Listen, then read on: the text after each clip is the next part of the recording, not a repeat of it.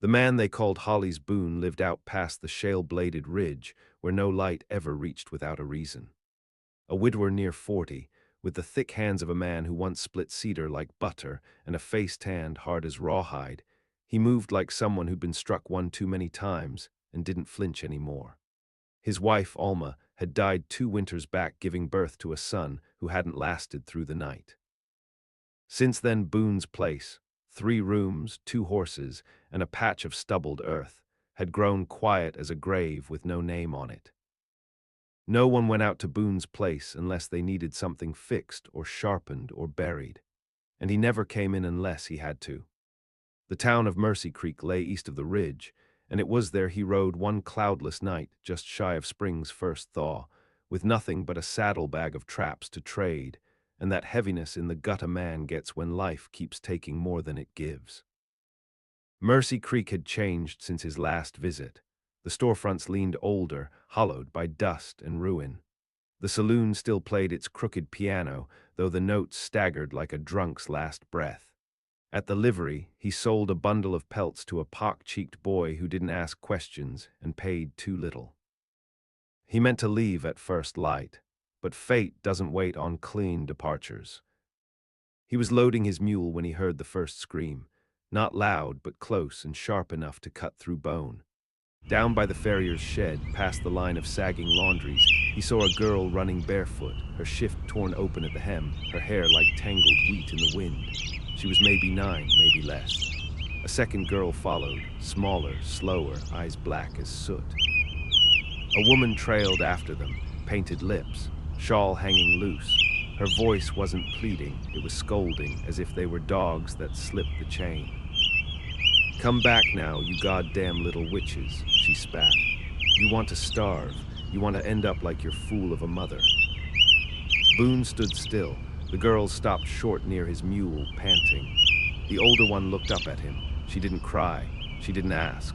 She just stared, jaw clenched like someone who'd already made a decision. "What's your name?" Boone asked. The smaller one spoke, Rosamund. "Yours." The older girl swallowed, Junia. Their stepmother caught up then, panting from drink and spite. Her eyes flicked from Boone's rifle to the girls. "They ain't yours," she said. "No," Boone said, "but they sure as hell ain't yours either." "They're my husband's get. That makes 'em mine. Law says so." Boone looked at her. Her teeth were yellowed, 2 missing. She wore no ring. He smelled gin and lilac powder and something fouler beneath. "Then why you chasing them like stray pigs?" She snorted. They got no place to go. Their pa went west and their ma died pushin' Rosamund out. "I feed M, I house M. You want M, you can take M. 2 mouths I don't need. But don't bring 'em back after they start stealin' sugar and pissin' in the wash basin." Boone narrowed his eyes. "You're bartering them." "Barter," she laughed. "Call it charity. I was gonna leave M at the preacher, but he's got his own to feed. You look like you need something to keep the roof warm." He moved before she finished, not fast, just steady. He grabbed her by the wrist, thumb pressing bone to skin, and stared long enough she tried to pull free. She cursed and called him names he didn't flinch at. The girls watched in silence. "You got a name?" Boone asked. "Gilda," she hissed. "Well, Gilda, if I hear you took in another child and raised a hand to them, I'll come back with more than words." She yanked loose and spat at his boots. Boone turned, looked at the girls. "You ride quiet?" he asked. Junia nodded. Rosamund clung to her sister's shift. He loaded them both on his mule and walked beside it into the rising dark. The moon rode low, half hidden behind a gauze of cloud. They didn't speak until the town disappeared behind them. Rosamund asked if he had food. "Some," Boone said. Junia asked if he was going to sell them. "No." They walked until the sky began to pale. Birds hadn't yet started, and the world still held the hush that comes before it decides whether to wake or not.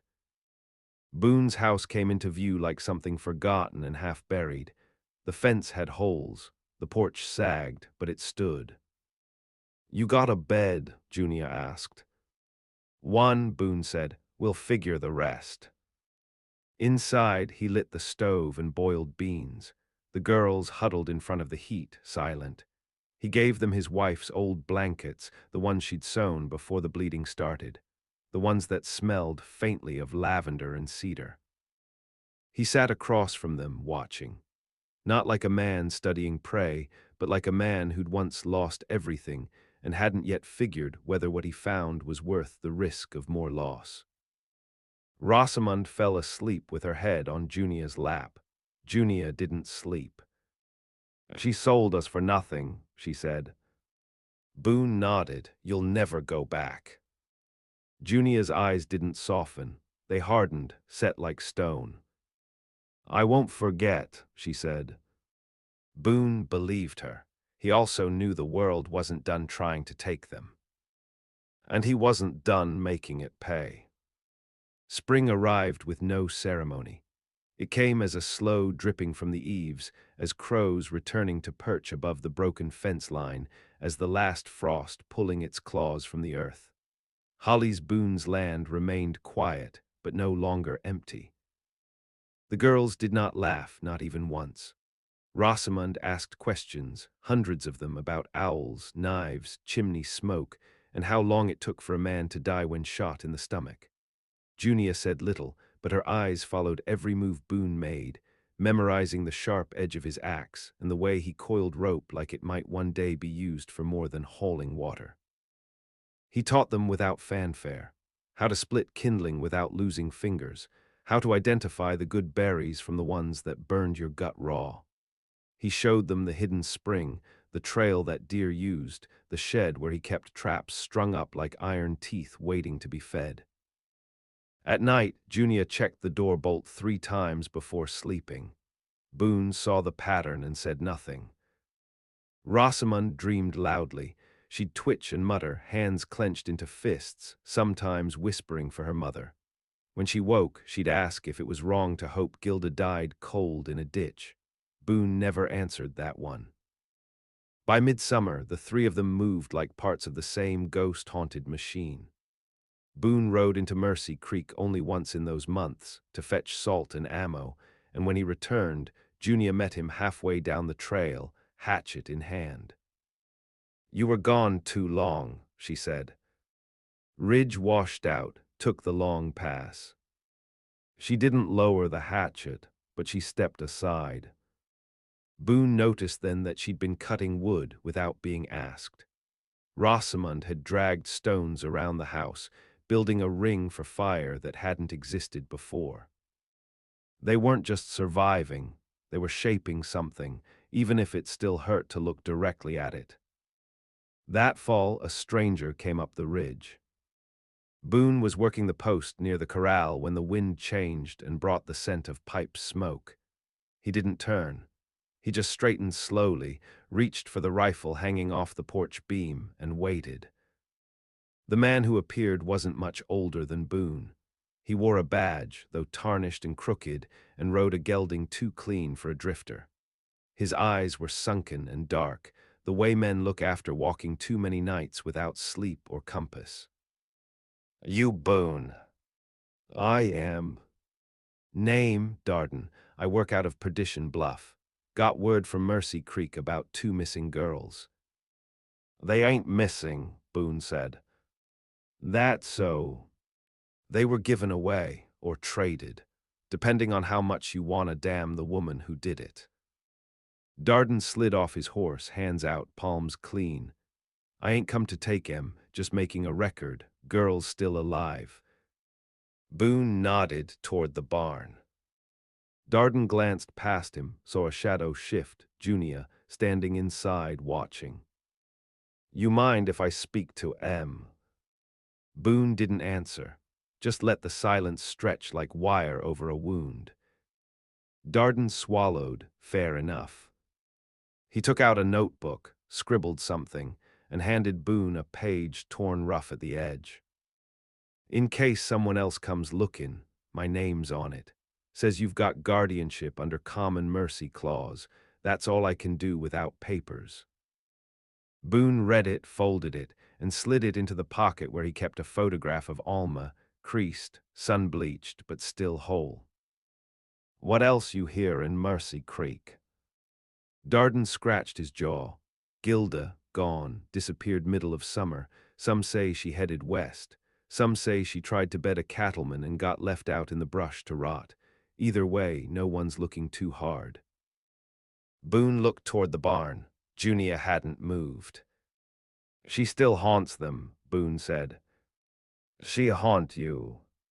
Boone didn't answer that either. Darden nodded, mounted again. "If it means anything, there's worse hands they coulda landed in." Boone didn't watch him ride away. That night, Junia didn't sleep. She came out to the porch after Rosamund had gone under, barefoot and silent, arms wrapped in one of Alma's old shawls. "Was she dead?" she asked. "Who?" "Gilda." Boone blew smoke off the edge of his tin cup. "Don't know." "If she is," Junia said, "I want to see the bones. I want to know she don't have a face anymore." Boone looked at her. She didn't blink. "You don't have to carry that weight," he said. "I already am." He couldn't argue.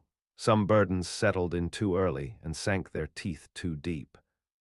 By winter they had a rhythm. Junia laid the traps. Rosamund cleaned what came out of them. Boone kept watch over it all, feeling something between dread and pride as the girls hardened. One night, the snow thick and air sharp enough to bleed, they heard a knock. Not on the door, on the window. Boone was up before the sound had fully settled.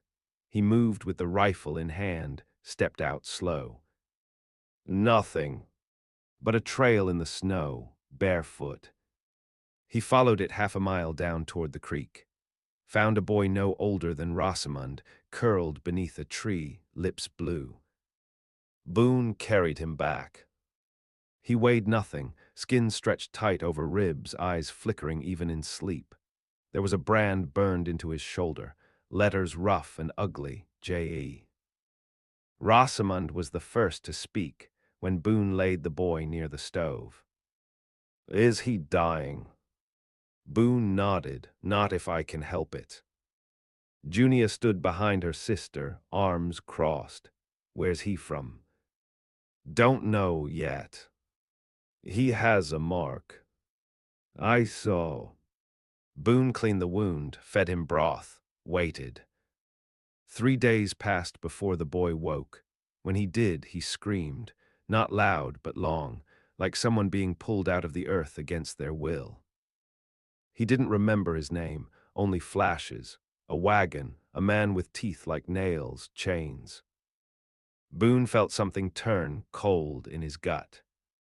The past had a way of sending its echoes. And whatever had been done to the boy was just the beginning. Junia watched him sleep that night, her jaw tight, the hatchet she kept now tucked under her cot. "We should find who did that," she whispered. Boone nodded slowly. "We will."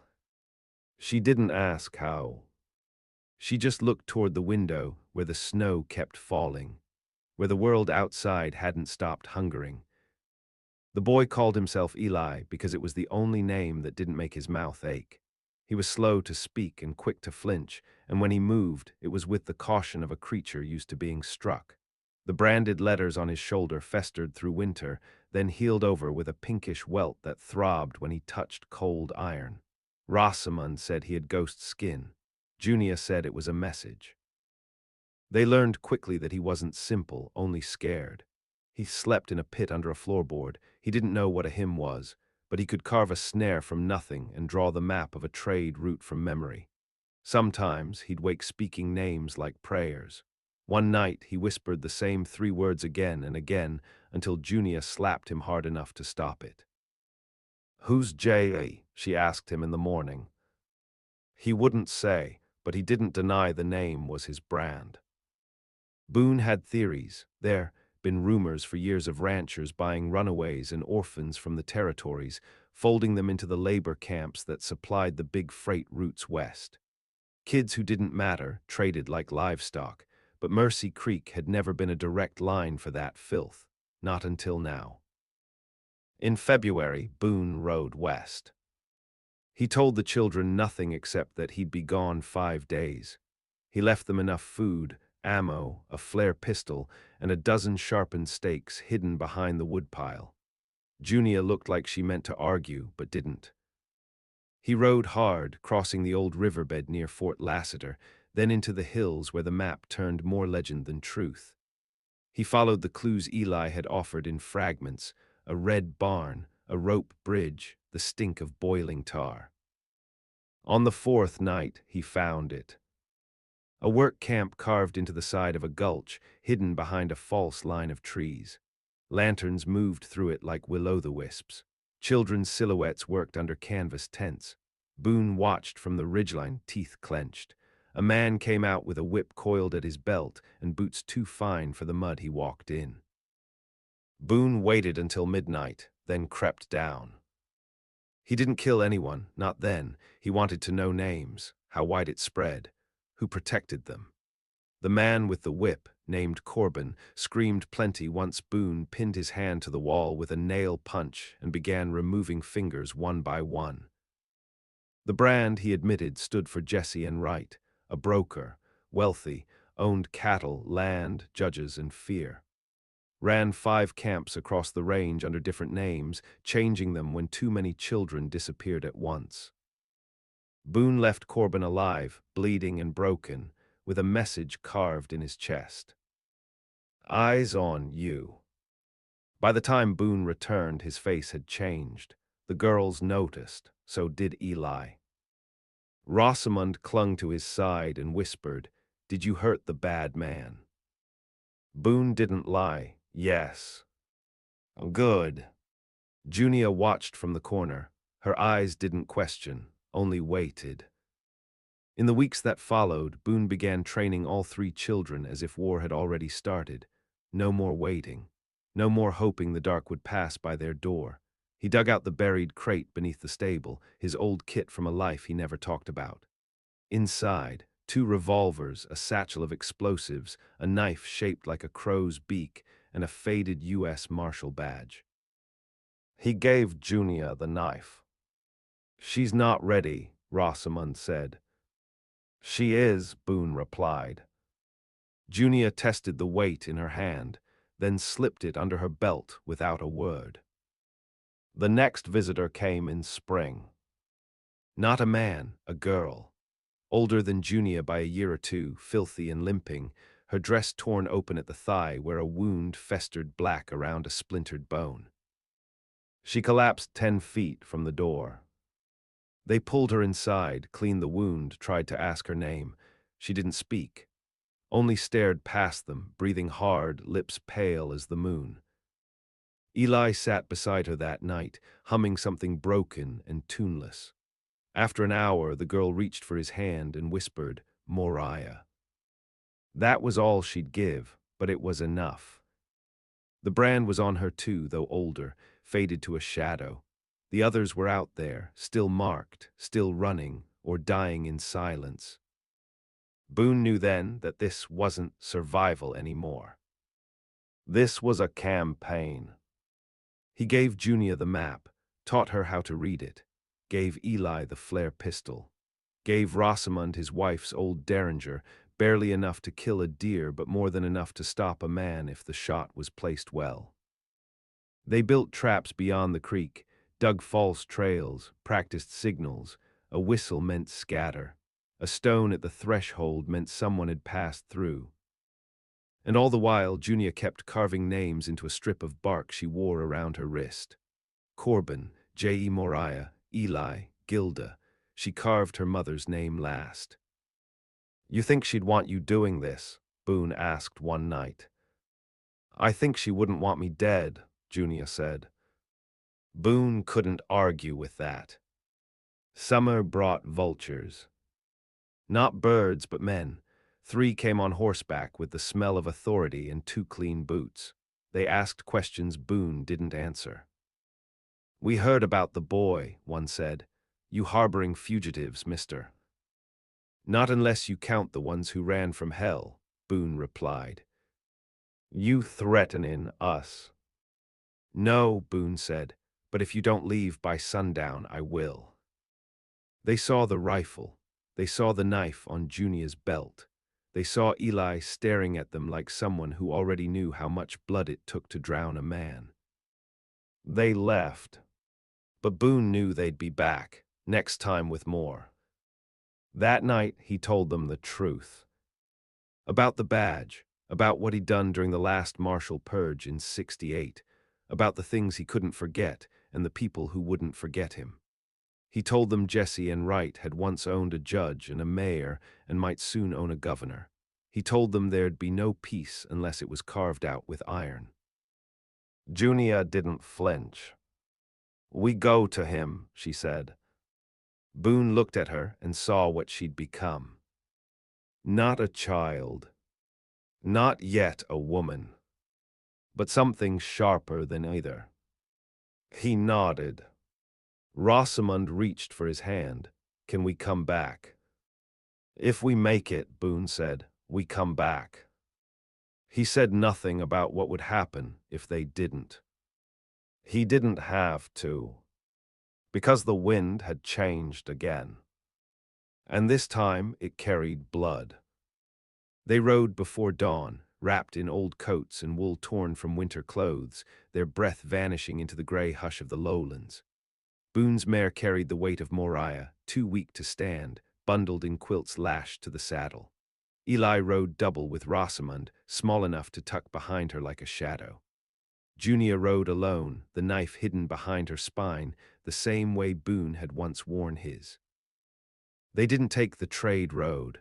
That route was watched, and Boone didn't want watchers.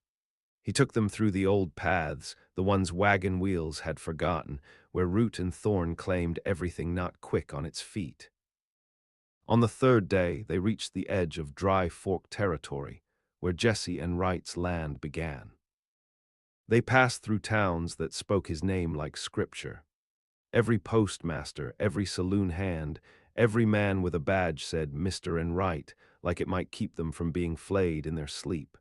And every child they saw looked too thin, too quiet, too trained. Junia marked each one in her memory. They stopped outside a settlement called Dead Elm. Boone left the others in a glade and rode in under dusk with the coat collar high and his voice low. The saloon keeper knew him.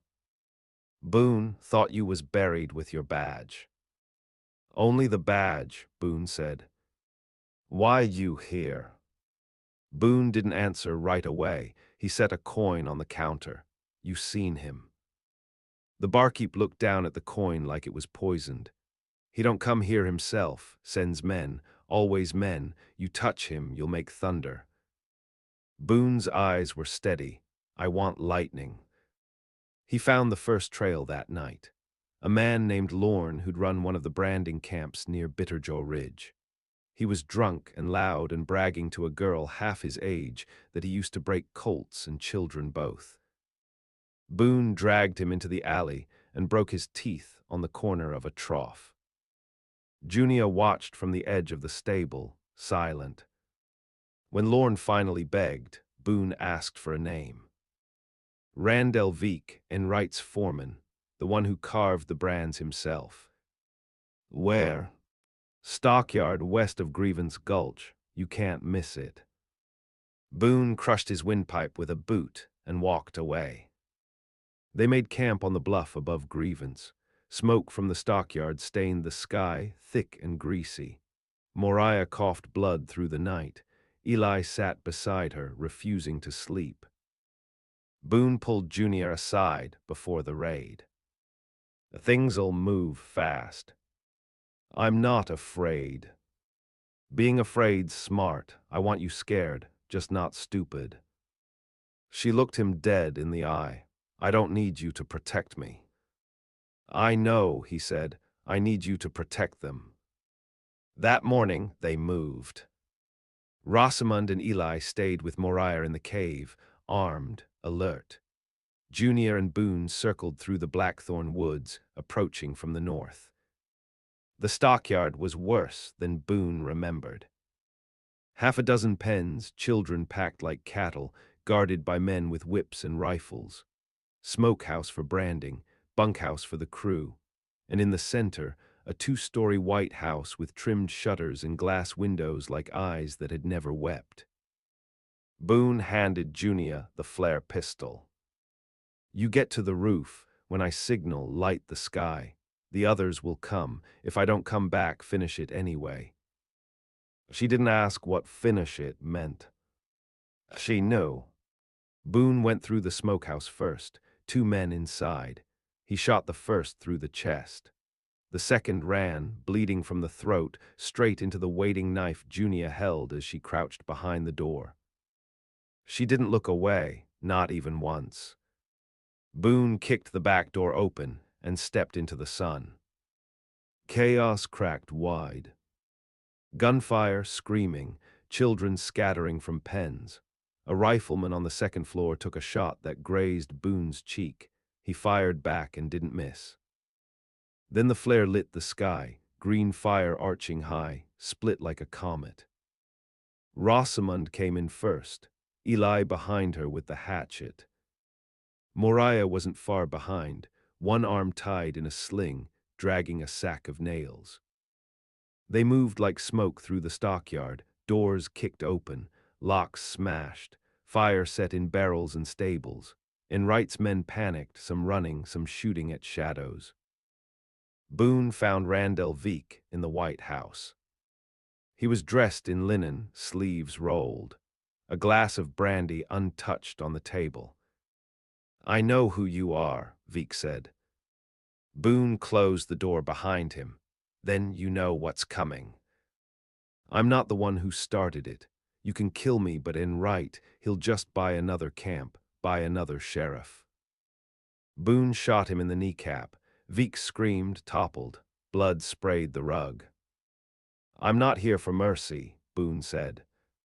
He found the branding iron hanging on the wall, still warm. Junia entered as he was heating it in the fireplace. "You don't have to do it," she said. "Yes, I do." She didn't try to stop him. Boone burned the letters into Veek's own chest. J.I. Then he left him there, screaming, crawling toward the bottle he'd never reach. They burned the house next. The smoke could be seen for miles. The children were freed, 38 of them. Some would die from infection. Some would live long enough to grow their own knives. That night Boone sat by the creek, washing his hands in the cold, dark water. Junia sat beside him. "You think Enright will come now?" she asked. Boone didn't answer. She looked down at her wrist. The bark strip now had 3 new names. Moriah stood nearby, watching over the others. Rosamund told stories to a boy who hadn't spoken since the stockyard. Eli dug a grave for the ones too weak to run. They weren't just survivors anymore. They were witnesses. And witnesses don't forget. The wind shifted again before the thaw. Cold came down from the high passes in sudden fits, scattering birds mid-flight and turning breath to mist so thick it clung to lashes. They stayed 3 days in the ruins of the stockyard, tending wounds and burying what needed to be buried. Some children stayed, some fled, none looked back. Boone kept watch from the ridge, his rifle across his lap, the scars on his knuckles stinging with the memory of what had been done. He hadn't spoken Veek's name since the house burned. Neither had Junia. They didn't need to. Enright had not come, but word had traveled. Too many men with badges were suddenly asking the same quiet questions. Too many riders passed on roads they once avoided. The sky was full of waiting. On the 4th day, a rider approached. Boone saw him an hour before he arrived. A courier, judging by the lean frame, the tight roll of letters at his side. But he didn't carry paper when he dismounted, only a satchel, stained and half frozen. Boone met him alone, behind the ash-thick ruins of the White House. "This from Jesse?" Boone asked. The courier nodded. Boone took the satchel, opened it. Inside, a child's boot, blood dried to the sole. A scrap of fabric with Rosamund's name stitched clumsily in red thread. Boone said nothing, just folded the cloth and returned it to the bag. "He said that's warning," the courier said. "Not a message. Said he'll take everything from you if you step 1 foot further." Boone looked past him, to the woods beyond the ridge. "I already lost everything." Then he shot the courier through the neck and left the body for the wolves. They rode out the next day. No argument, no delay. Junia loaded her knife. Rosamund packed 4 jars of kerosene and the derringer she'd stopped using on rabbits. Eli brought Moriah's sling and 2 lengths of cord sharpened to wire. They didn't ask what came next. They knew. Boone had one stop to make. An old friend buried deep in the canyons.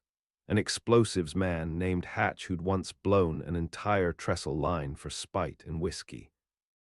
Hatch opened the door with a shotgun and a squint. When he saw Boone, he smiled with half his teeth. "Thought you were dead." "I was." Boone handed him the scrap of fabric. Hatch stared at it, then tossed it in the fire. "How big?" "Big enough that no one rebuilds it." They packed the wagon that night with black powder, fuses, canisters of lamp oil, and a satchel of short-fused sticks meant to bring down stone. Enright's estate sat 30 miles north, just past the barren line, hidden beneath walls of pine and men too eager to die for coin. A false town surrounded it, buildings that looked lived in, saloons and post offices filled with actors and guards, staged to make anyone watching believe it was nothing but another dusty milepost. But Boone knew better. The train tracks ran through it, and below those tracks, vaults, tunnels, cells, and secrets. They reached the edge by nightfall. Junia went in first. Dressed like a servant girl, ash rubbed on her cheeks, eyes lowered. She got through the outer gate without a second look. She returned an hour later with a hand-drawn map and a bloodied handkerchief stuffed in her pocket. "This was Gilda," she said. Boone looked at the stain, still fresh. "They waited for midnight." Hatch rigged the tracks with a killine of black powder leading from the storage barn to the tunnel mouth. Rosamund poured kerosene in the grain silos. Eli climbed the bell tower and waited with the hatchet, silent as ever. Moriah, her arm still healing, lit the first fuse. The fire took fast. The guards were slow, sleep-drunk, drunk in truth. The first explosion came from beneath, shattering the track line and sending shrapnel through the false saloon front. Screams followed. Then the second blast, collapsing the bunkhouse roof in a sheet of fire. Boone moved straight through the gate, shotgun in hand. No mercy, no pause. He found Gilda chained inside a root cellar. She was barefoot, one eye sealed shut from a bruise. She looked up, recognized him, and laughed once, dry and bitter. "Didn't think it'd be you."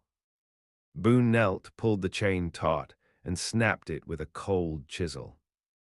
She didn't ask for help walking. She didn't thank him. He left her behind, let her find her own way out. Enright was in the upper house. He didn't run. He stood at the top of the stairs, wearing a tailored coat and a gold pocket watch. He didn't hold a gun. "I was wondering when," he said. Boone stepped in, alone. "You branded children." "I bought labor. No one else was willing to raise them. I fed them, trained them. They were going to die on the road."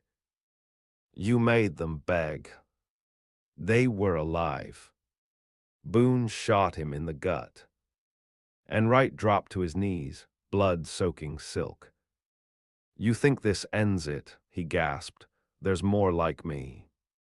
Boone crouched beside him. "I know," he said. Then he shot him in the face. They left nothing behind. The children fled into the woods, some led by Junia, some by Moriah, a few clutching nothing but each other's hands. Rosamond scattered the last of the powder into the fire, watching it bloom in orange arcs that lit the night like lightning. Boone stood alone at the edge of the fire line, the house behind him crumbling into black flame. Junia came to his side. "Are we done?" she asked. Boone looked at her, at the knife on her belt, at the streak of blood across her cheek that wasn't hers. "You never finish," he said, "but you rest." They returned to the canyon in the days that followed. The house still stood. Boone fixed the roof. Moriah planted wild roots in the thawed soil. Rosamond took in every stray that wandered near, animals and children alike. Eli carved names into a single wooden beam under the porch. No markers, no gravestones, just names. Junia sat on the ridge each evening, watching the trail. She still wore the bark strip, it still grew. Boone took the badge from the crate and buried it deep in the field behind the barn. No more law. Only the fire they'd lit together. And in that fire, they weren't the forgotten. They were the reckoning.